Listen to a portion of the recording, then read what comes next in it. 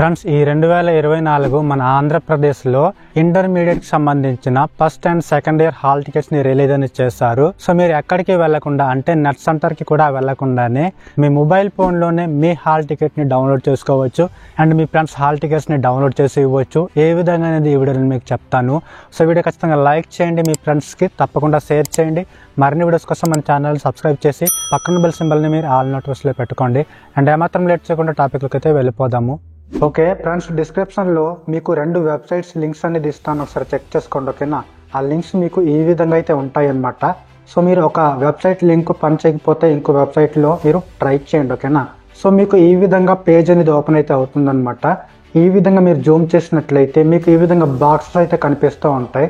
So మీరు first year student అయితే కనుక ఆల్రెడీ మీకు ఫస్ట్ ఇయర్కి సంబంధించిన హాల్ టికెట్ నెంబర్ ఉంటే ఇక్కడ మీరు ఎంటర్ చేసుకోవాలి ఫస్ట్ బాక్స్లో. ఓకేనా, first year hall ticket number లేకపోతే కనుక మీ 10th క్లాస్కి సంబంధించిన ఎస్ఎస్సి హాల్ టికెట్ నెంబర్ ఉంటుంది కదా, సో ఆ హాల్ టికెట్ నెంబర్నైనా మీరు ఇక్కడ ఎంటర్ చేసుకోవచ్చు అనమాట. ఓకేనా, ఎంటర్ చేసుకున్న తర్వాత కింద మీకు డేట్ ఆఫ్ బర్త్ లేదా పేరు, ఓకేనా, రెండిట్లో మీరు ఏదో ఒక దాన్ని అయితే మీరు ఎంటర్ చేసుకోవాలి. తర్వాత క్యాప్చా కోడ్ అనేది ఏదో కనిపిస్తూ ఉంటుంది, ఆ క్యాప్చా కోడ్ని ఎంటర్ చేసుకోవాలి.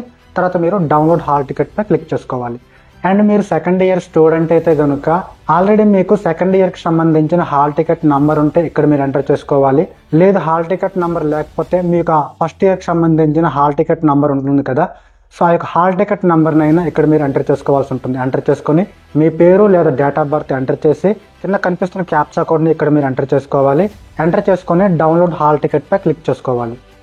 క్లిక్ చేయగానే మీకు ఆటోమేటిక్గా ఈ విధంగా మీకు హాల్ టికెట్ పీడిఎఫ్ అనేది డౌన్లోడ్ అయితే అయిపోతుంది అనమాట. సో ఇక పీడిఎఫ్ ఫైల్ని మీరు ఓపెన్ చేసి చూసినట్లయితే మీ హాల్ టికెట్ విత్ ఫోటోతో కూడా చూపించడం జరుగుతుంది. సో అంతే ఫ్రెండ్స్, ఓకేనా, ఈ విధంగా మీ హాల్ టికెట్ని డౌన్లోడ్ చేసి ప్రింట్ తీయొచ్చు అనమాట.